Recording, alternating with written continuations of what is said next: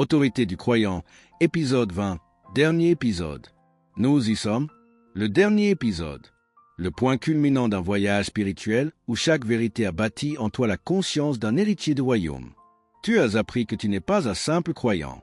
Tu es un ambassadeur de Christ, un porteur d'autorité, un canal de la puissance divine sur cette terre. Ce que Jésus a accompli à la croix n'était pas seulement pour te sauver, mais pour te restaurer dans ta position d'autorité, celle qu'Adam avait perdue.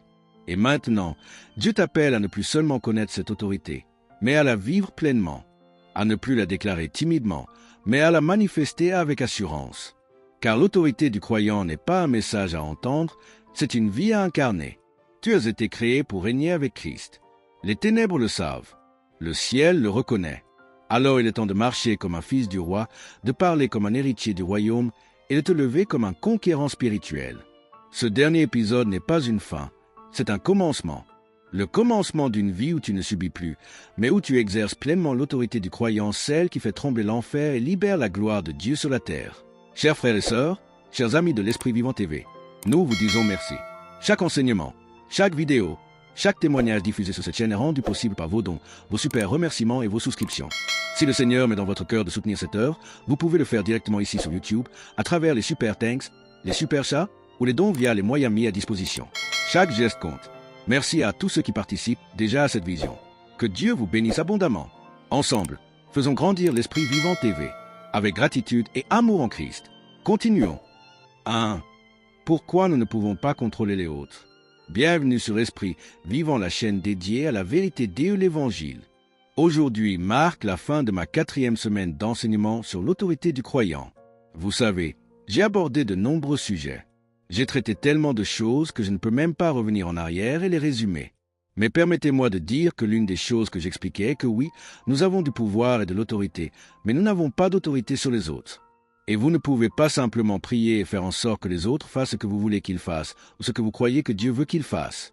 Et j'ai spécifiquement passé du temps à expliquer que vous ne pouvez pas simplement prier et revendiquer le salut d'une personne. Elle ne peut pas naître de nouveau par votre foi. Dieu n'a pas de petits-enfants.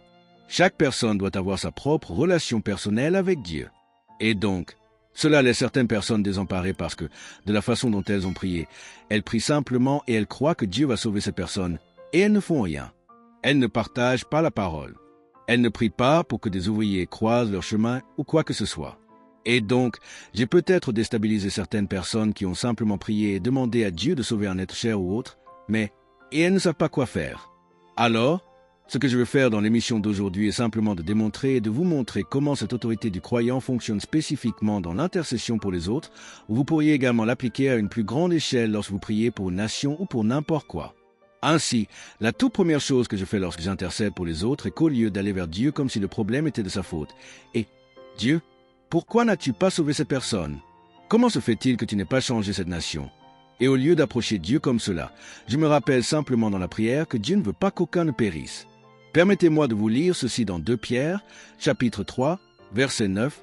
Il est dit « Le Seigneur ne tarde pas dans l'accomplissement de la promesse, comme quelques-uns le croient, mais il use de patience envers nous, ne voulant pas qu'aucun périsse, mais que tous parviennent à la repentance. » Et donc, lorsque je commence à intercéder pour une personne ou pour une situation nationale, je commence par dire « Père, merci d'être un bon Dieu. Ce n'est pas de ta faute si cette personne n'est pas née de nouveau. Ce n'est pas toi qui ne les as pas sauvés. » Et je citerai ce verset, que tu ne veux pas qu'aucun ne périsse, mais que tous parviennent à la repentance. J'y ajouterai un Jean, chapitre 2, verset 2, qui dit « Il est la propitiation, ce qui signifie le sacrifice expiatoire pour nos péchés, et non seulement pour les nôtres, mais aussi pour ceux du monde entier. » Jésus, tu es déjà mort pour cette personne. Tu veux qu'elle naisse de nouveau plus que je ne le veux moi-même. Et donc je commencerai à louer Dieu pour sa bonté. Et voyez ce que cela fait. C'est comme Jésus l'a enseigné au 6e chapitre du livre de Matthieu, quand il a donné ce qui est communément appelé la prière du Seigneur. Il commence par dire « Notre Père qui es aux cieux, que ton nom soit sanctifié. » Ainsi, vous entrez dans ses portes avec des actions de grâce et dans ses parvis avec des louanges. Vous l'adorez. C'est ainsi que toutes nos prières devraient commencer. Donc, lorsque je commence à intercéder pour quelqu'un, je commencerai à le remercier d'avoir déjà pourvu. Tu veux qu'il soit sauvé. Ce n'est pas ta volonté qu'il périsse, mais que tous parviennent à la repentance, et donc je louerai Dieu pour cela. Mais ensuite, je me tournerai vers quelque chose comme 2 Corinthiens.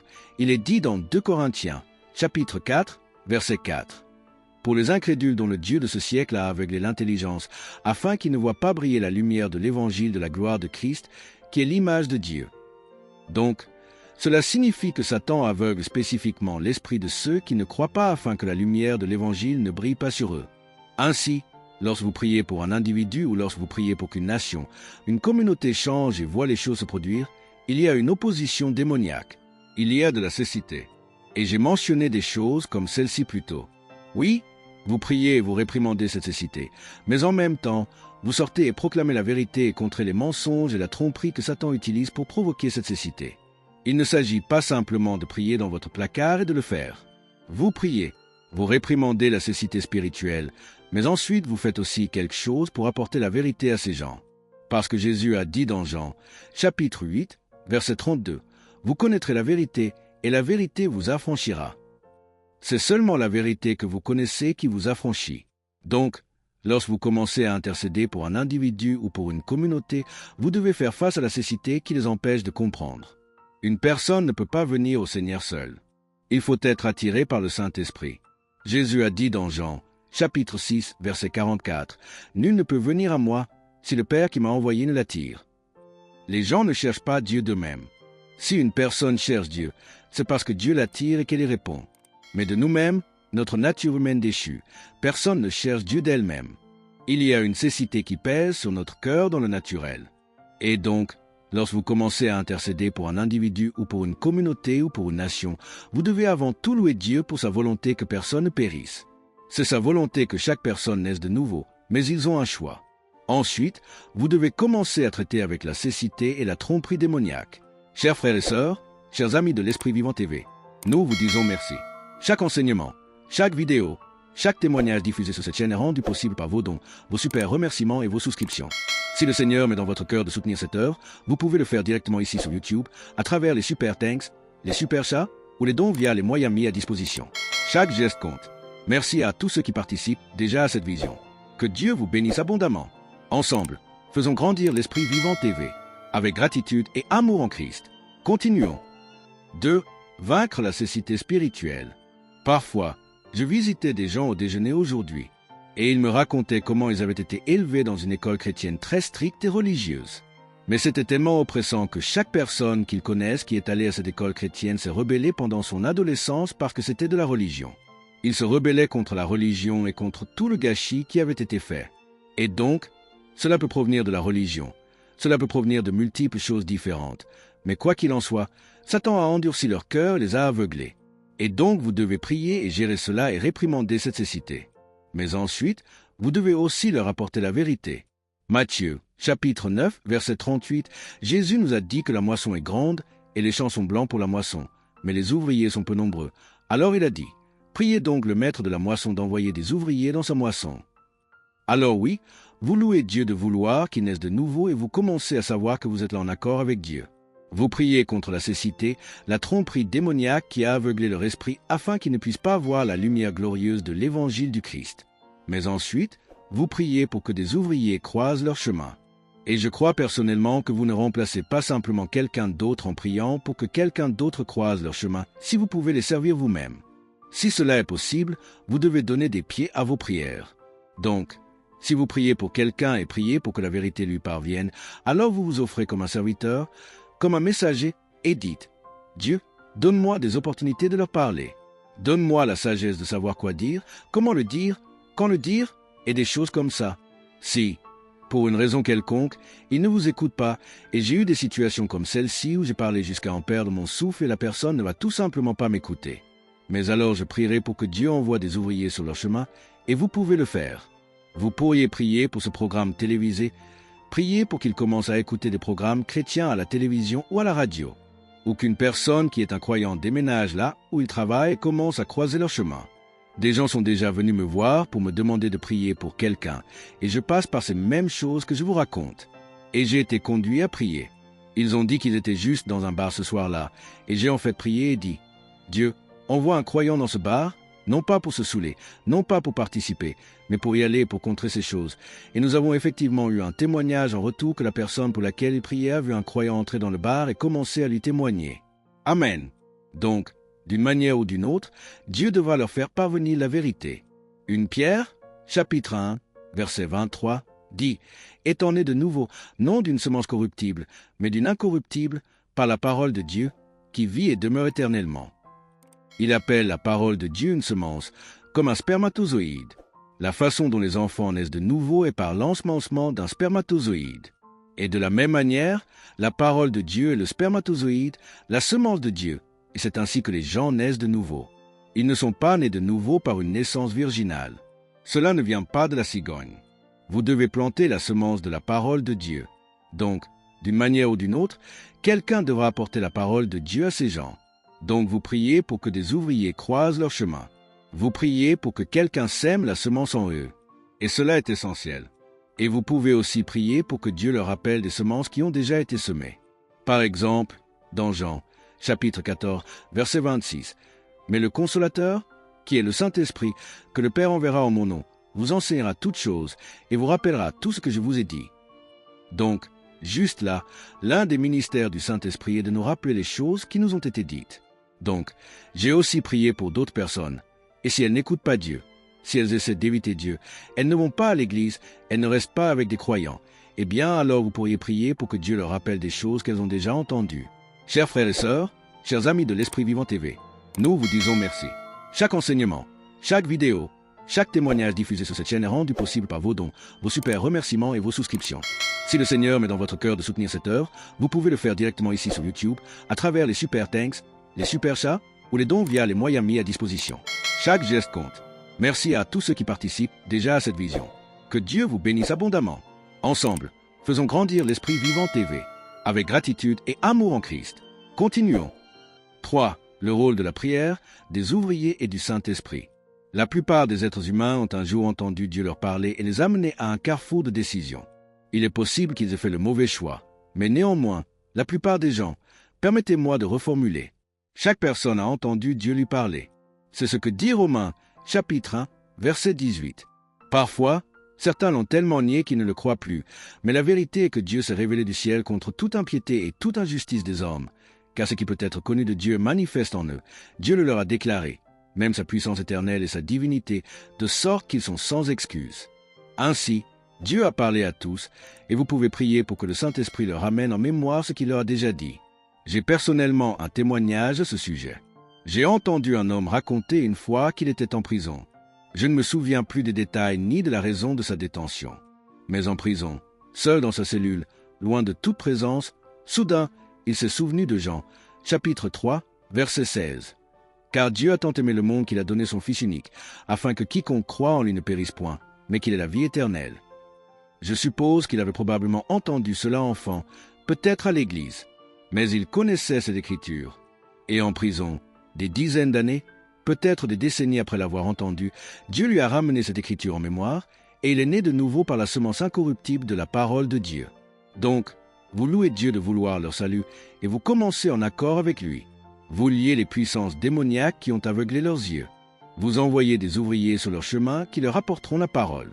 Et si rien d'autre ne fonctionne, priez pour que le Saint-Esprit leur ramène en mémoire les choses qu'ils ont déjà entendues. Mais d'une manière ou d'une autre, la parole de Dieu sera impliquée dans la nouvelle naissance de ces personnes. Il faut donc leur transmettre la parole. Si vous le pouvez, soumettez-vous et soyez le porteur, la personne qui partage la parole.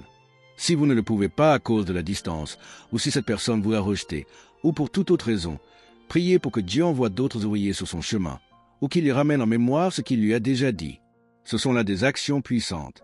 Ensuite, dans Jean, chapitre 20, verset 22, après avoir dit cela, Jésus souffla sur eux et leur dit, « Recevez le Saint-Esprit. Ceux à qui vous pardonnerez les péchés, ils leur seront pardonnés, et ceux à qui vous les retiendrez, ils leur seront retenus. » La plupart des gens ne comprennent pas cela. La seule fois où j'ai entendu citer ce verset, c'est pour dire qu'il s'agit de la possibilité de pardonner les péchés des gens. Ce n'est pas de cela qu'il s'agit.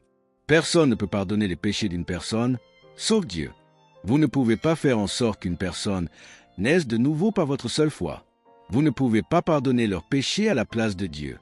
Ce que cela signifie, c'est que les péchés que vous remettez, il y a une différence entre la rémission et le pardon. Dieu est le seul qui puisse pardonner, mais vous pouvez remettre le péché d'une personne. Le mot « rémission » fait référence aux effets visibles ou perceptibles de quelque chose. Par exemple, si une personne a une maladie incurable, on dira que la maladie est en rémission. Elle est en rémission. Cela ne signifie pas que vous êtes guéri, car ils ne savent pas exactement comment vous guérir, il ne peut donc pas garantir que vous êtes guéri. La maladie pourrait être là, simplement dormante. Mais quand ils disent qu'elle est en rémission, cela signifie que ses effets ne sont pas visibles. Peut-être qu'elle n'apparaît pas dans votre sang. Peut-être que la tumeur a diminué à une taille qu'ils ne peuvent pas voir, et ils diront que quelque chose est en rémission, mais ils ne diront pas nécessairement que vous en êtes guéri. Ainsi, le mot « rémission » fait référence aux effets du péché. Vous ne pouvez pas pardonner les péchés d'une personne, mais vous pouvez agir sur les effets que ce péché a sur un individu. Chers frères et sœurs, chers amis de l'Esprit Vivant TV, nous vous disons merci. Chaque enseignement, chaque vidéo, chaque témoignage diffusé sur cette chaîne est rendu possible par vos dons, vos super remerciements et vos souscriptions. Si le Seigneur met dans votre cœur de soutenir cette œuvre, vous pouvez le faire directement ici sur YouTube, à travers les super thanks, les super chats ou les dons via les moyens mis à disposition. Chaque geste compte. Merci à tous ceux qui participent déjà à cette vision. Que Dieu vous bénisse abondamment. Ensemble, faisons grandir l'Esprit Vivant TV, avec gratitude et amour en Christ. Continuons. 4. Priez pour ceux qui se sont éloignés. Voici un exemple de ce dont je parle. Il y eut un temps, je n'ai pas le temps dans cette émission d'entrer dans tous les détails, mais il y avait un homme qui avait fait partie de notre Église, qui avait aimé Dieu, mais pour un certain nombre de raisons, il s'était éloigné du Seigneur. Il vivait simplement avec une femme, sans être marié. Je priais pour lui, priant et liant Satan sur lui, et disant, « Vous savez, même s'il était dehors à consommer des drogues et de l'alcool et qu'il s'exposait à l'activité démoniaque, je priais pour que cela ne le détruise pas, qu'il ne tombe pas malade, qu'il ne contracte pas de maladie en partageant une aiguille avec quelqu'un d'autre, et des choses comme ça. J'avais intercédé pour lui, toute notre Église l'avait fait. Alors, un jour, je suis allé le voir. Il s'appelait Andy. Je lui ai dit, « Andy, je sais que tu es malheureux. Je sais, mon ami, que tu as goûté ce que c'est que d'être un croyant et que maintenant tu vis ce tout autre style de vie. Et je sais que tu es malheureux. » Cet homme m'a interrompu en plein milieu et m'a dit, « Non, tu te trompes. Avant d'être sauvé, j'étais malheureux. Mais maintenant, je sais que je suis sauvé. Je sais que je suis pardonné et je sais que ce que je fais est mal. Mais je n'ai pas la même culpabilité et la même condamnation. Je n'ai pas le désespoir, la frustration. C'est totalement différent. Je suis toujours heureux et tout va bien. » Je lui ai simplement répondu, « Je ne te crois pas » et nous en avons discuté un moment. Et finalement, je suis parti confus. J'ai commencé à prier à ce sujet tout l'après-midi. Et le Seigneur m'a montré, « Tu as remis ses péchés. » C'est ce que dit l'Écriture. Vous pouvez remettre les péchés, ce qui signifie que je ne peux pas pardonner ses péchés, mais il ouvrait une brèche à Satan dans sa vie pour la dépression, le découragement, la pauvreté, la maladie, peu importe. Il avait simplement ouvert la porte en grand, mais par mon intercession, j'avais remis ses péchés et ne récoltais pas les effets de son péché qu'il aurait normalement eu à cause de mon intercession. Alors, quand j'ai vu cela, je suis allé à l'église ce soir-là. Bref, je n'ai pas le temps de mettre tout cela en perspective. Mais c'est de cela que parle un Corinthien, chapitre 5, au sujet de l'homme qui avait commis l'inceste. C'est de cela que parle Matthieu 18, quand quelqu'un vous offense, vous allez le voir seul. Ensuite, vous prenez une ou deux personnes de plus. Ensuite, vous le portez devant l'Église. Et s'il n'écoute pas l'Église, alors vous le livrez à Satan pour la destruction de sa chair. Donc, quand j'ai vu ce qui s'était passé, je suis allé à l'Église ce soir-là, nous en avons discuté en tant que corps de croyants, et nous avons dit, vous savez quoi ?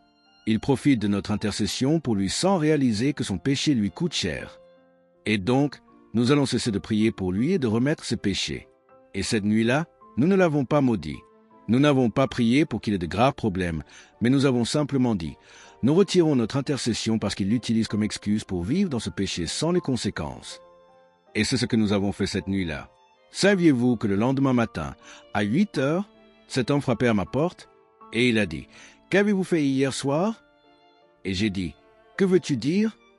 Et il a dit, « Mon ami, toutes ces culpabilités, cette condamnation, ce découragement, cette dépression et tout le reste m'a juste submergé hier soir. Je sais que toi et ce groupe de chrétiens avez fait quelque chose. Et ce que j'utilise cela pour vous montrer, c'est le pouvoir que vous avez de remettre les péchés des gens. Et il y a un moment où vous devez le faire. Peut-être priez-vous pour quelqu'un qui mène une vie sexuellement impure et qui a toutes ces maladies sexuellement transmissibles et vous ne voulez pas voir sa vie détruite.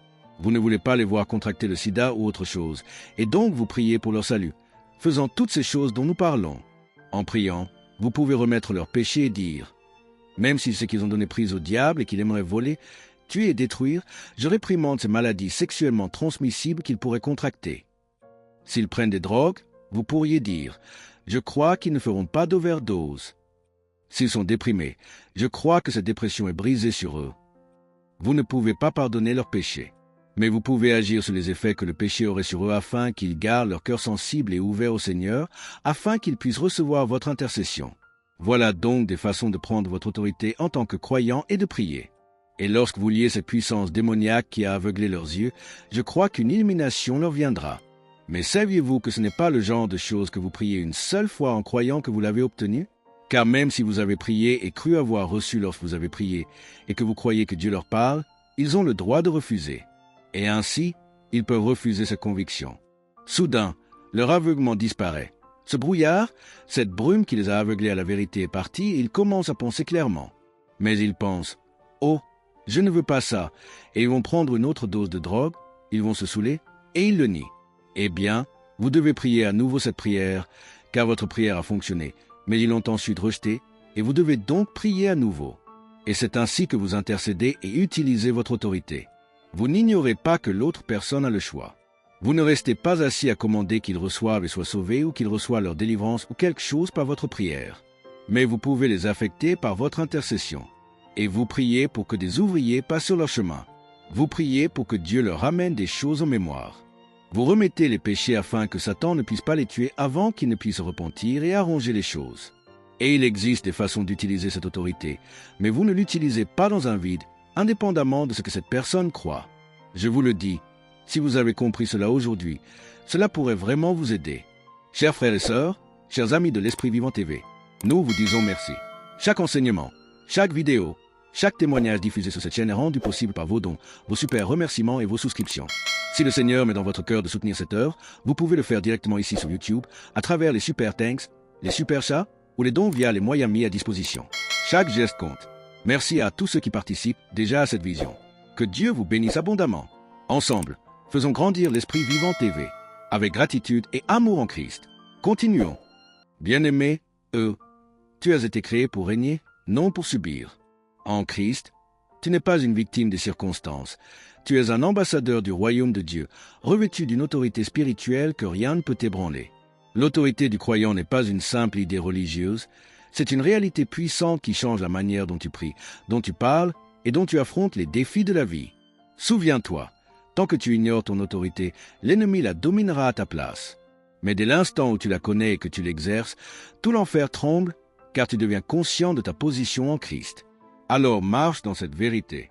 Ne laisse plus le doute ni la peur te retenir. Parle avec foi, agis avec assurance et vis comme un fils, non comme un esclave. Tu as reçu le pouvoir de lier, de délier, de déclarer et de manifester la victoire de Dieu sur la terre. Si cette série t'a béni, je t'encourage à revoir les épisodes précédents et à ne pas manquer les prochains enseignements. Chaque épisode t'amènera plus loin dans la compréhension et la manifestation de ton autorité en Christ. Abonne-toi à la chaîne, active la cloche de notification et partage ce message autour de toi pour que d'autres découvrent eux aussi la puissance de leur position en Christ. Reste connecté, car la révélation continue et la victoire est déjà tienne.